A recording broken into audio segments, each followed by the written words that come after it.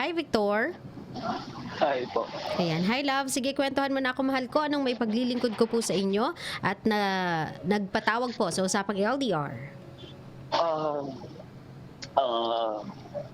Kaya po napatawag.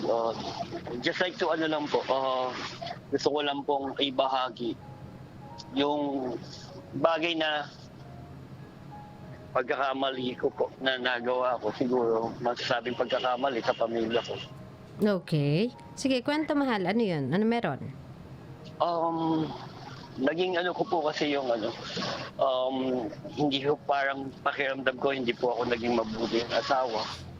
Hindi rin po ako naging mabuti sigurong ama. Okay. Kasi po, sa dami ng mga pagkakamaling nagawa ko na kung saan parang siguro napuno na rin siguro yung asawa ko, and up to the extent na pati yung mga anak ko lumayo yung loob sa akin. Okay. Sa akin lang po siguro parang now I come into stage na na-realize ko na parang huli na yung, I mean, na-realize ko pero wala na sila sa akin. Malayo na yung loob sa akin ng mga anak ko. Then yung asawa ko na lang siguro parang kakampi ko na parang andito pa rin siya na kahit sinasabihan na siya ng mga kaibigan niya, sinasabihan siya ng mga kapatid niya na layuan na ako or hiwalayan na ako. Pero still, andito pa rin siya. Okay. Ano bang nangyari, love? Ano ba yung mga sinasabi mong mga bagay na nagawa mong mali kaya na bansagan mo ang sarili mong hindi isang mabuting ama't asawa? Ano bang mga nagawa mo sa kanila, love? Naging unfaithful ako. I got into the relationship na iba. Okay. Tapos yung mga anak ko, parang hindi sapat yung mga na ibigay ko, yung mga na i-contribute ko, lalo na the time na nag-aaral sila. Parang hindi ko kinaya. I mean, hindi ko na ibigay yung tama, yung sapat. Kasi nga nandun ako sa stage na yung panahon na gumagawa ako ng pagkakamali. Okay. So, ilang taon na ba yung mga pinag-uusapan nating bata ngayon? Yung youngest ko po is 13 years old na. Okay. Yung pong is 25. Not too old. 24, 7, 18, and 20. So, lima ang anak mo? Opo. Okay. But I have yung parang yung pinaka-original eldest ko, which is 29, pero wala naman na siya sa akin. Okay. So, lahat ba ng mga yon kasama mo pa rin sa bahay magpasa hanggang ngayon? Kasi sabi mo kahit papano, despite everything you've done wrong, your wife chose to stick with you. Kumbaga, she stuck with you even if ang dami mo nang nagawang kasalanan, kahit papano kumakampi pa rin siya sa'yo, or kumbaga, minamahal ka pa rin niya, tinatanggap ka pa rin niya, so kasama niyo pa rin ba yung mga bata? Si youngest na lang po. Okay, yung iba, asan sila? Yung pong iba, they decided to move out. Because meron naman silang work. They decided to move out and magkakasama sila. Okay. Nagre-rent sila. And because my wife decided nga na piliin ako, kaya sila umalis. So, galit pa rin sila sa'yo hanggang ngayon?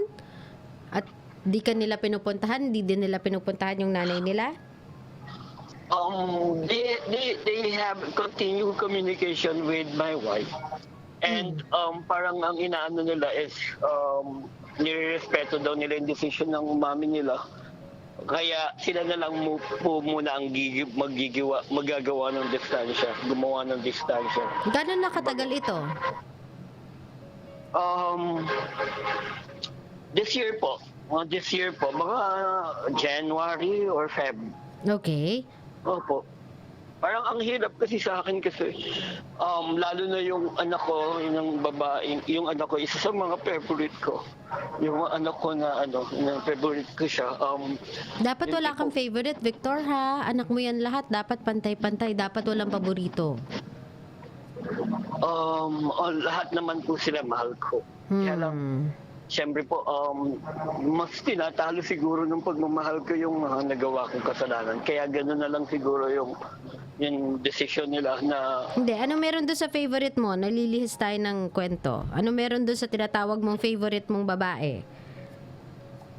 siya po yung kasi siya po yung binigyan ko ng full attention ko the time I'm working, then kasabay nito yung pag-aaral niya hanggang sa yun nga po, I send her sa medyo privado at maayos na school hanggang sa college niya, hanggang sa konting-konti na lang gagraduate na siya ng isang course sa isang university.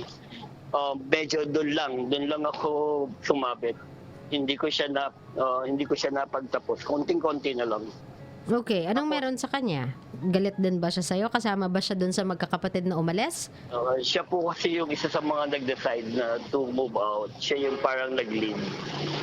Okay. Pero mahal na mahal ko yun. Paano ba nila sinabi sa inyo na mapaalis na kami, mangungupahan na lang kaming magkakapatid? Sabi nila sa mama nila, alis na lang kami na lang ang didistansya. Kung decision mo na magstay pa rin sa lalaking yan, ganun na lang. Lalaking Okay. yan. Bring me back to that day. I know it's kind of painful, pero I just couldn't believe kasi no matter how bad you may seem or no matter how ugly your past may be, kahit gaano pa siguro kalaki yung pagkakamaling nagawa mo, tinitignan ko sa mga edad nila na ang pinakamatanda ay 25 years old. A part of my heart kasi ay hindi makapaniwala na kaya nilang gawin to sa sarili nilang mga magulang. Medyo matatapang talaga yung mga naging anak mo or dalin mo ko dun sa moment na umabot kayo sa ganito, na kinailangan na nilang umalis, na nagkaroon ng pilian kahit hindi naman talaga dapat namimili kasi nanay at tatay yan. Dalin mo ko doon. Anong nangyari nung araw na yon? Paano kayo humantong? Nalaman nila that I have somebody. Nalaman Okay. nila. Oo, nalaman nila. Paano And, nila nalaman? That's confirmed. Kasi yung kabatch ng anak kong babae, yung involved, yung na-link sa akin ay niya, kabatch niya, yung nanay, yung mommy, yung girl.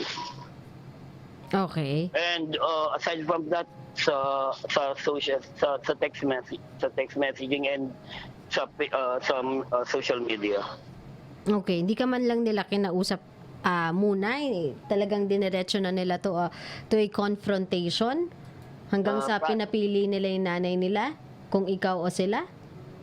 Prior to that, kasi DJ, napakadami yung mga pagkakamali. Not only this one na pinag-uusapan natin prior, siguro bata pa sila. Medyo talagang naging problema na ako yung DJ Kaya yun yung So in fairness, tanggap mo. tawag dito, nagiging honest lang ako kasi I don't want to pretend na eto ako, na ganito ako. Ito talaga na ginawa ko kasi.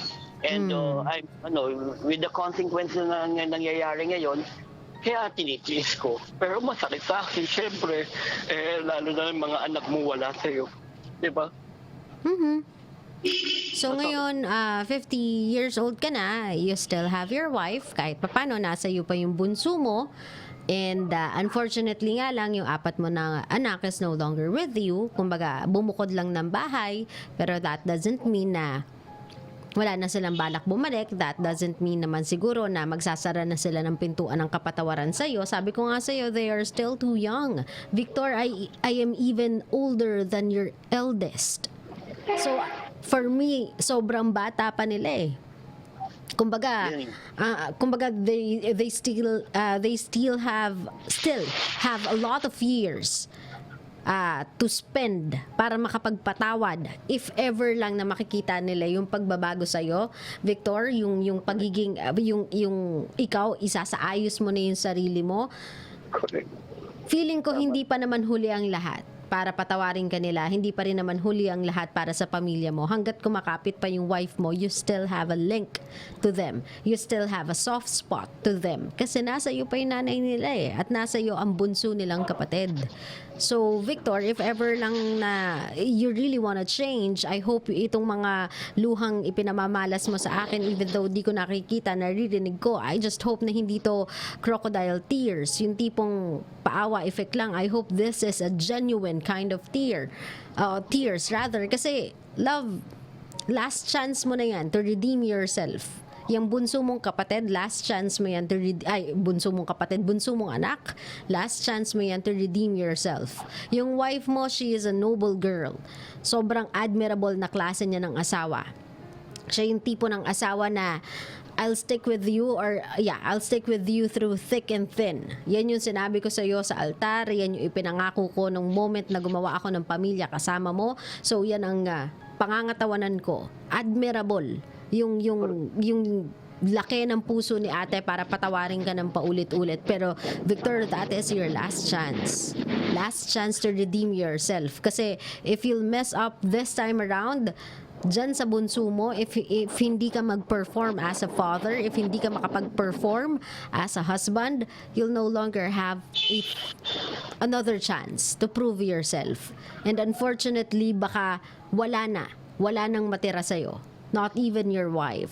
Kasi maybe that time kapag nagawan mo pa uli sila ng pagkakamali, baka wife mo na yung magsabi na akala ko masyado lang naging OA yung mga bata noong mga moment na umalis sila dito at hindi na lang natin pinag-usapan as iisang pamilya kung ano yung gagawin natin.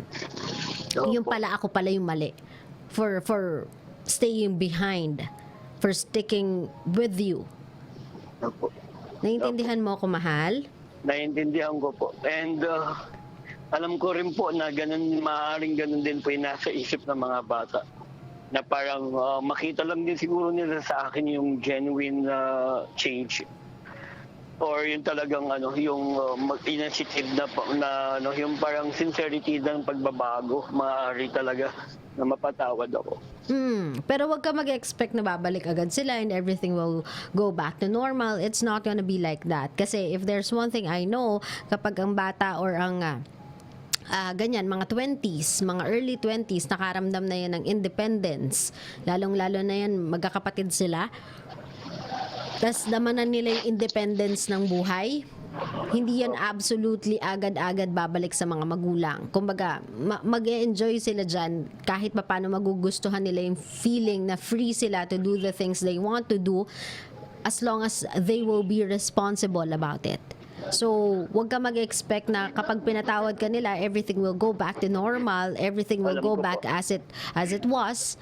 Pero you have to keep on trying to reach out to your kids. Opo, tama po yun. Ako naman po, gano'n naman po ang ginagawa ko.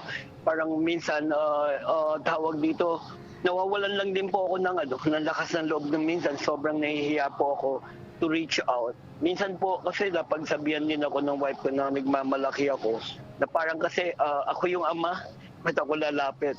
Pero alam ko na ako yung may pagkakamali. Pero pag nare-realize ko na mali naman po talaga ako and tama lang na ako ang mag-reach out. Ganun. Pero not every time, Victor. Gusto mong patawarin ka nila pero hindi mo gustong mawala yung respeto nila sa'yo. That's two different things. Don't go overboard dyan sa paghingi mo ng tawad. I understand that you really are genuinely asking for an apology for all the things you've done sa mga anak mo. Pero wag mong alisin sa kanila yung initiative na bigyan ka ng respeto. Kasi sa totoo lang, kahit pagbalik-balik ta rin ko yung mundo, kahit ba sabihin natin na may nagawa kang mali, what they did was wrong. Yung papiliin nila yung nanay nila between you and them, mali yun. Ang paglayas nila sa bahay, ang pagbuo nila ng parang union sa sarili nilang pamilya just because they are against you, For me, Victor, mali yun. It's not how you solve a family problem. It's not how you solve an issue within the family. It's not how you support your mother. It's not how you treat your father. Despite everything na ginawa mong mali, I don't think na tama at karapat-dapat na ganun ang maranasan ng nanay nila from them. Hindi na lang ikaw, Victor, ialis na lang muna kita sa equation kasi ikaw yung nag-ignite eh. Pero yung sa nanay nila, they shouldn't have made their mom felt that way. Kasi if masakit yan para sa'yo, doble ang sakit niyan para sa ina. Kasi mga anak niya yun eh. Opo. Trinay niyang igapang yun even without your help. Trinay niyang asikasuhin yun isa-isa. Trinay niyang i-baby. Tama po. Alagaan. Tapos pag ganitong nagkagipitan, yung boses niya bilang isang ina, hindi nila kayang pakinggan. So, wag mong i-tolerate yung pagiging bastos nila. It's right that you ask for an apology if you know you've done something wrong, pero wag mong alisan yung sarili mo ng karapatang respetuhin ka ng sarili mong mga anak. Naintindihan mo ko, mahal? Salamat po. Opo, tama po. Ngayon, kung meron kang mensahe dito sa mga bata, sa mga anak mo, na alam ko, nasaktan mo siguro, or sabihin na natin, na dismaya sa'yo, gusto na ng ibang buhay, but genuinely gusto mong humingi ng tawad sa kanila, gusto mong ipaintindi sa kanila na this time it's gonna be different, this time it's gonna be a different and a better version of Victor para sa kanila bilang isang ama at bilang isang asawa. Anong gusto mong sabihin sa mga anak mo?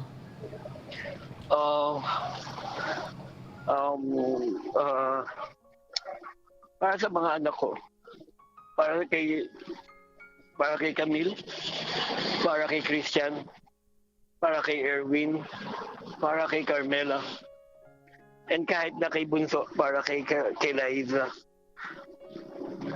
Patawarin niyo ako. Patawarin niyo ako sa mga pagkukulang ko, mga lapses ko, mga pagkakamali ko. Alam ko napakahirap o parang late na at this time at age 50 saka ko lang na-realize yung pagkakamali ko. Para sa akin siguro